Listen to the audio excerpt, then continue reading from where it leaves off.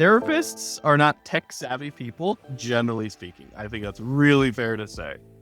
And it doesn't have to be hard, and things have become a lot easier recently, like in the past couple of years, even like so much easier that I don't think people realize that they already have all the skills they need to do this. Hi, friend. Welcome to the Scaling Therapy Practice. I'm James Marland, your course creation coach. I'm here to help therapists who want to scale their reach with effective online courses. I'll share with you all the tools, tips, and technology I've learned along the way that will help you put your mission in motion. The world is waiting for somebody like you to take action. Let me help you take your first steps. Just a quick note before we start the show.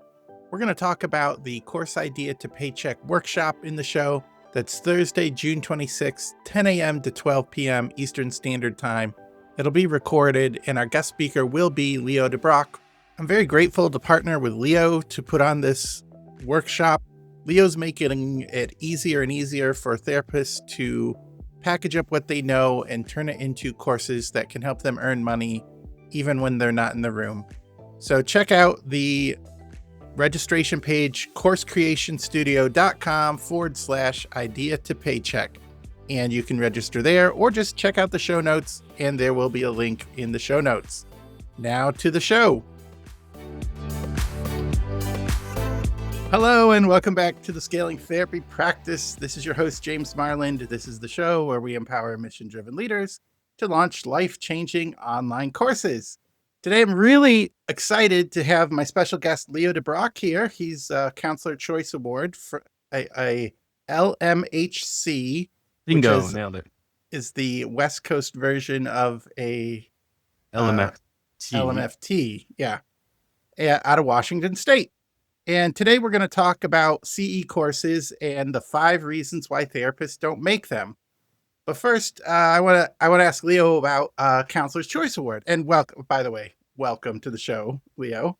Thank you. It's great to be back. Yep, second time interview. But tell me about Counselor's Choice Award and what's the mission of that organization you run? So that is a group of people here that we help distinguish therapy tools, practices, group practices, and even continuing education courses, which is why I'm here today, to help them get recognized, because there's a really lot of really bad ones out there. Yeah. And, I can't get rid of the bad ones, but what I can do is the good practices, good tools, I can help distinguish them. So me and my team, people do product submissions, or even like, hey, my group practice follows these ethical standards, and we are charging people through the nose for no-shows, and like we do all these ethical things, and we review them, your submission, maybe ask you a couple extra questions and say, great, we write a blog post about you, so do a push, add you to our list of honorees, give you symbols to put on your website, so like we can say, and you can say with definitive, like, Counselor's Choice Award has recognized me for this or for that or for my product, and helps other therapists find them, because it's really hard, especially as one who works with children. So that's what it's all about. And same thing happens with continuing ed. There's a lot of bad ones out there. So we just started hosting our own, because then we can know that they're good. Yeah, it makes me wish there was a similar service for car mechanics, because I have no idea who's good or who's going to rip me off. Right. And when it's a specialized service, something I have I'm not a repairman. I don't know what breaks and how it breaks and how expensive things are. So you could tell me anything and I'd be like, okay, sounds good. But I don't know if I'm getting scammed or not. And I'm not saying therapists, there's just when you don't know, can't gauge quality, you need other indicators of quality. Right. Especially when you're trying to get your kid a therapist or a counselor, right? Because like you're not going to be in the room. You don't know, like, because there are bad counselors out there who, I don't know, they thrive on keeping people just not well enough that they need to continue to see you. And it's it's disheartening. Yeah. So breaking through some of that. So you're fighting against that and trying to improve the quality of therapy services and tools, but also education for therapists. Awesome. Exactly.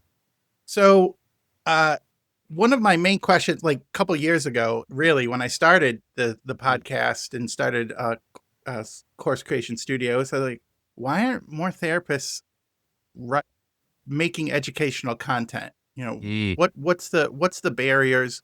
What is some of the problems that they face? Because you, I'm not a therapist, but when I Right. look at a good therapist, like they're almost magical, like how they can draw things out from you and how they can get to the key issue and make you see things in a new way with like just question, like listening, looking at you in questions. Like it's just crazy. But why are more people making educational content or therapists making educational content when the world needs great educational services for all sorts of problems? So we were talking, and you said you have 5 reasons. That's Mm. the topic of the show. Well, it might be, yeah, that's the topic of the show. It might not be the title of the show. I have yet to make that, but that what are some of the reasons you've identified why therapists don't make CE courses? I'm going to start. Reason number one is like it's not that they don't want to. I have so many therapists that come up to me and they say, I want to, I've got this idea. It's just like, it just seems too hard. That's Mm, reason number one. It just seems too hard to get started. They don't know where to go. And when you get them talking about it, being like, I got this idea, there'll be a workshop, we'll have breakouts, and we'll have consultation afterwards. It's like trying to eat an elephant. Like, you got to yeah. take it one bite at a time.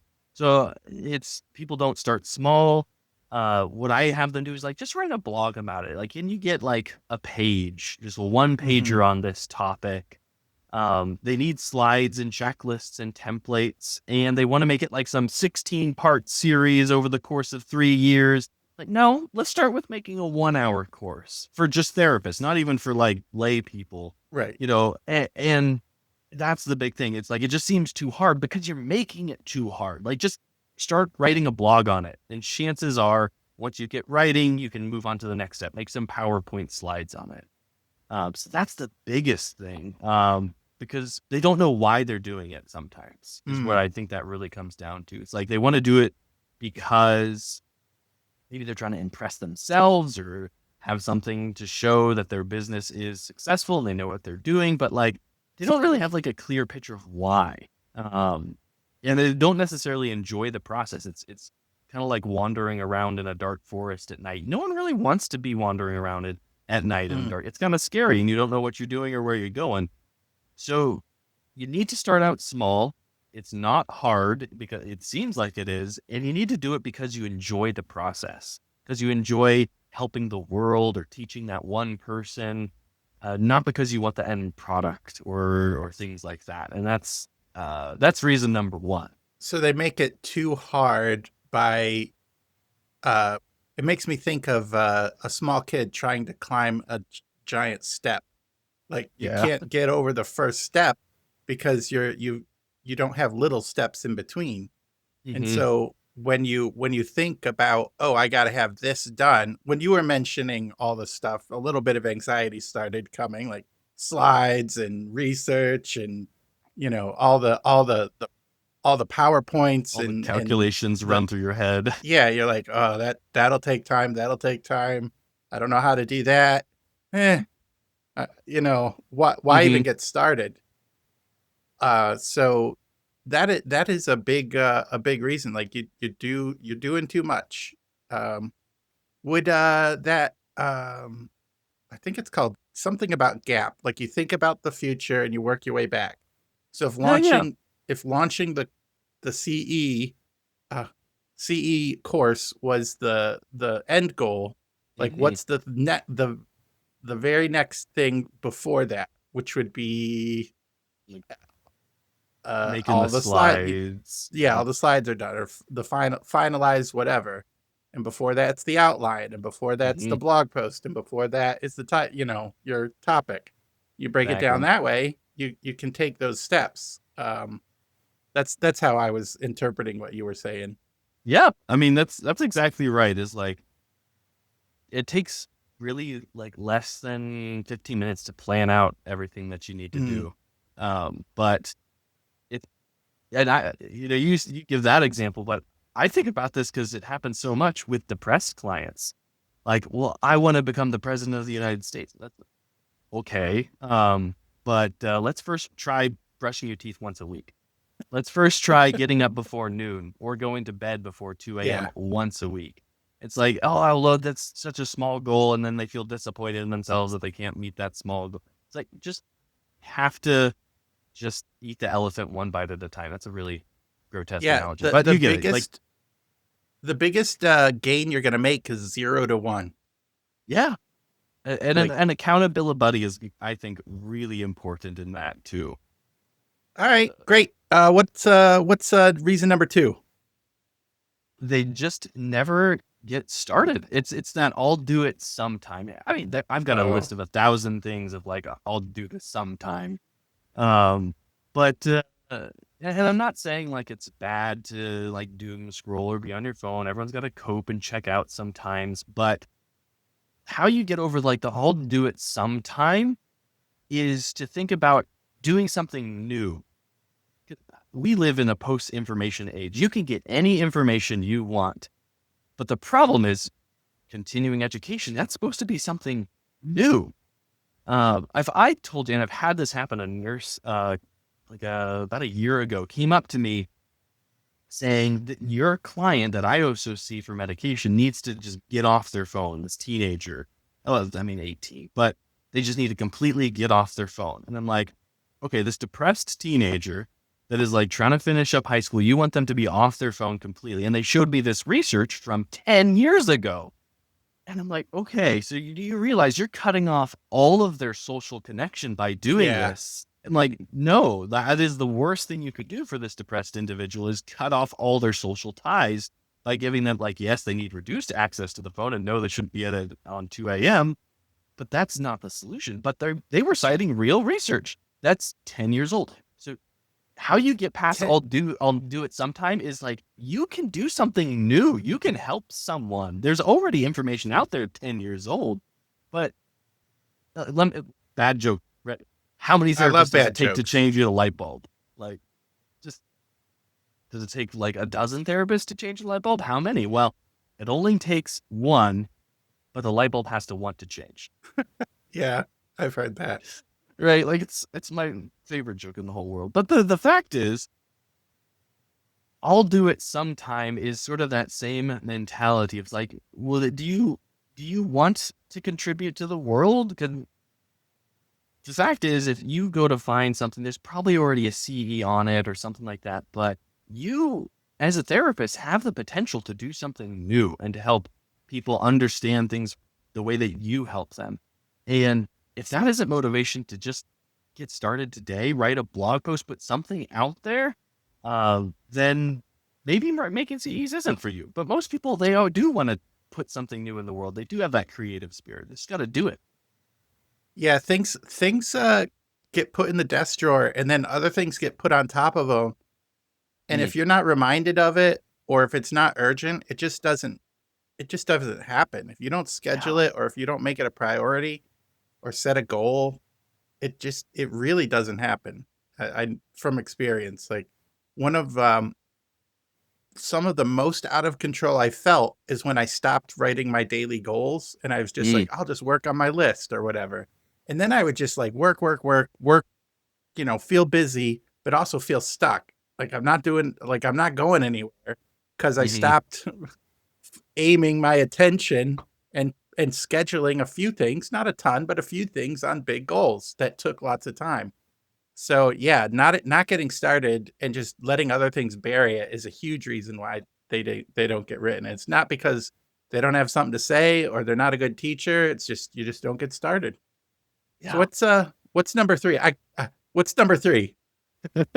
Well, this is maybe a little more personal bias than experience, but like I don't like the sound of my own voice, or I don't know how to teach, or I can't even leave a voicemail recording, much less how am I supposed to teach? And That's just what I hear is like I don't know, people making excuses for themselves or something like that. Like, but I don't like the sound of my own voice. I'm not going to listen to our recording. I'm sorry, but the fact is that I think it's 50-50.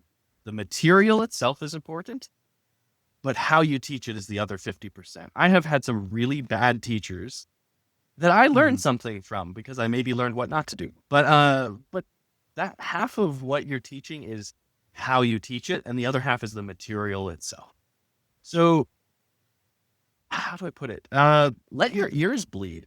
You know what I mean? Like let yourself just get used to learning how to teach and learning how to talk to people in a formal method like that where you're actually teaching the course. So the fact is, your first one won't be good. You'll Yep. probably be stuck, and you probably won't like it, and that's okay. My first recording was years and years ago. I watched it again recently, and I'm like, I should take this down. This is not acceptable, and that's okay because that's where I got started. You'll Yeah. get, you don't have to be perfect. You just have to be okay because half of what you're teaching is going to be the material, not how you teach it. Yeah. I tell people when they get hung up on that, like your first one is your worst, but you have to do your worst to do your best. Yeah. Yeah. You just can't. Like that.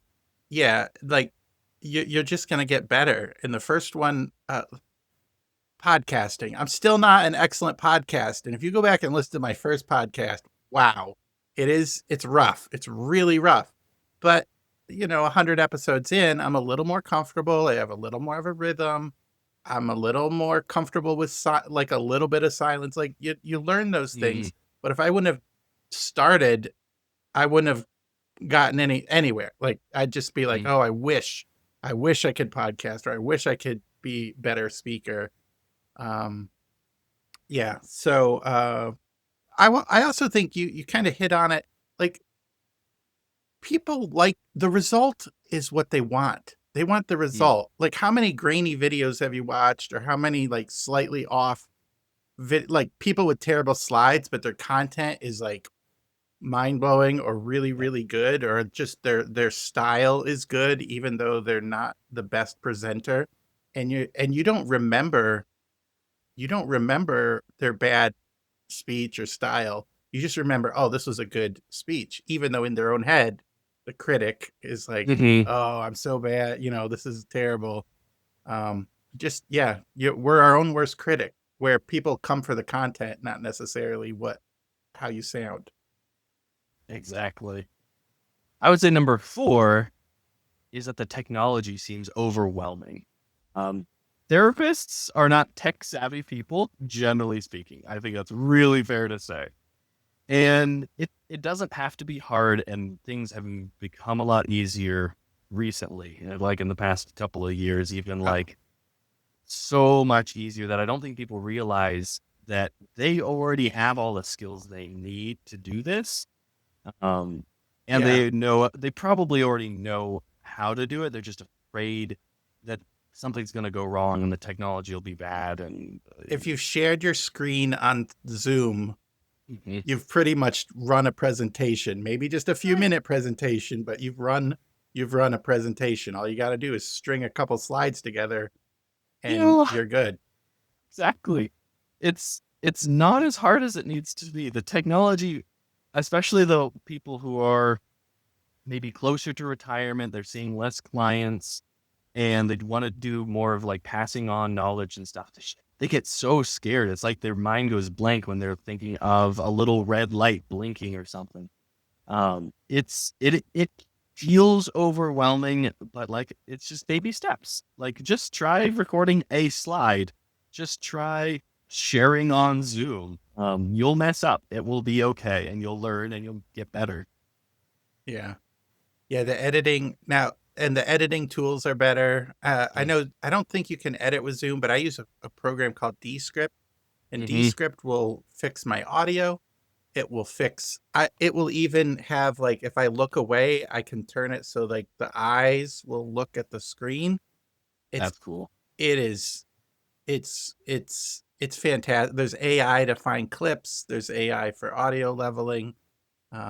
It's pretty cool. So but you don't have to use that program to just record on Zoom. So Exactly. um, it's easier than you think it might be, because you've probably already done 70 to 80% of it. Yeah. Not to mention there's all kinds of free programs or even paid if you want something super shiny for under like $20 to just basically do it for you. Um, but yeah, that actually kind of bleeds into the next one, which is how do you then accredit the courses? Because Mm. I mean, most people, and unfortunately not all therapists, realize like not all CEs are created equal. Not all of them you can use for your licensure. They have to get accredited. Otherwise, it's not a CE. It's just a piece of paper that says you went somewhere. But that one I think scares people too, because they think like, I don't even know how to do it. But places like Counselor's Choice Award, they do all that for you. Like, don't start small. Don't just try and accredit your own courses, because you'll have to pay through the nose to accredit your own course. Just do a provider who's accredited, and they're going to sell it all for you. And you don't have to worry about, putting it up on your website and hosting it and doing a post test and doing annual accreditation. Just give it to someone, give it to many someones who are all accredited, and sell it in a bunch of places. The best way to become accredited is to not worry about it and give it to somebody else to do. They'll take a cut, but then you don't have to pay. And it can be like $400 or $500 a year, depending on how many accreditations you get just for one course. Oh, the Versus, accreditation process is expensive, you're saying? yeah. So don't even Yeah. bother. Give it to me, give it to you. Like, especially this, if you're worried about the technology, like get an accountability buddy, someone who can help you through all this, who's got the expertise. Work smarter, not harder. Mm. Because we call it areas of genius. Do the things you're good at. If you're good at therapy and understanding this information, do that. Then give the technology and the accreditation to someone who's got a bureaucratic brain to do it all for you, and they will just give you a paycheck. So don't worry about how it gets accredited. Leave the stuff you're not good at to someone who's good at it. It's Mm. You'll go so much farther together than you will alone. Awesome. So the five reasons why people don't do it is it seems too hard to get Mm. started. They never get started, or they're stuck with like, I'll do it someday. I Mm-hmm. don't like the sound of my own voice. Technology is too hard, or I don't know Mm-hmm. how to get the course accredited. Exactly. So you have a workshop coming up. Well, we have a workshop coming up talking about that very thing. It's Thursday, June 26th, 10 a.m. Eastern to 12 p.m. Eastern. I don't know what that is, Pacific. Yes, at 7 a.m. to 9 a.m. 7 a.m. Pacific. Yeah, It's for the it'd be early great. risers.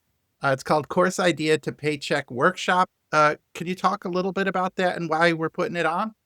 Yeah, so it's going to be a 2-hour course, which I think, again, doesn't seem like very long, but that will have everything you need to know to say, hey, I got this idea. I want to teach a course on depression, ADHD, couples counseling, autism, whatever it is, and create the whole thing.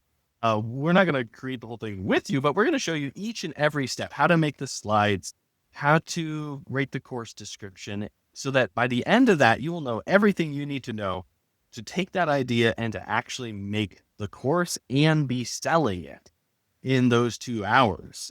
So by the time you leave, you will have the handouts, the tools, the checklists, everything you need to just do it. The And accreditation checklist, like what do you need to do exactly. to get it ready to all submit to somebody?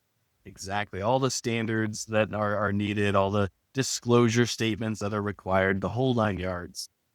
So in 2 hours, you'll learn everything you need to do for making your course happen, which if you made it through this podcast, you probably have at least a little bit of an interest in. Yeah, I would think. So that's Course Idea to Paycheck Workshop, Thursday, June 26th, 10 a.m. to 12. There was a subtitle to that. Designing and delivering counselor continuing education training. So Bingo. yeah. Ian, you have so much other stuff on your website, not just this. Mm. What are some other resources on your website?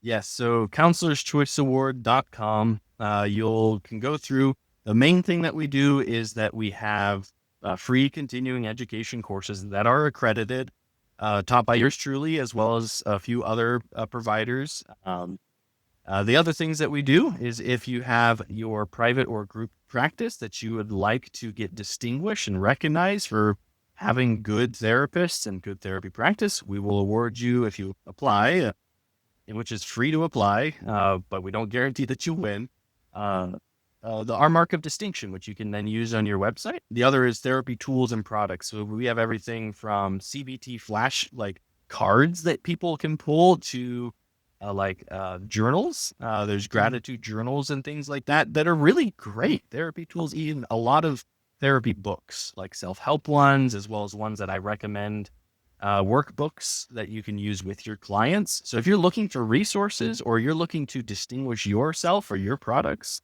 that's where you should go, counselorschoiceaward.com. Great. Thanks, Leo. That's amazing. You do offer a lot of services, and a lot of it is very ethical and free. like you're not trying to, I don't like this word, gouge people. Like you're really trying to help people provide great services for clients. It's a really nice resource. So thanks for being on the show today, and thanks for talking to us about the topic. Any final words? I didn't prepare you for this, so No, good luck. Throwing you in. My final words would be, if you forget everything else from what we talked about, get an accountability buddy. You can message me personally on Counselor's Choice Award, and I can hook you up with people from our team if you don't know someone. But forget everything else and get an accountability buddy, because it's not as hard as it seems, and it's a lot more fun when you do this stuff with other people.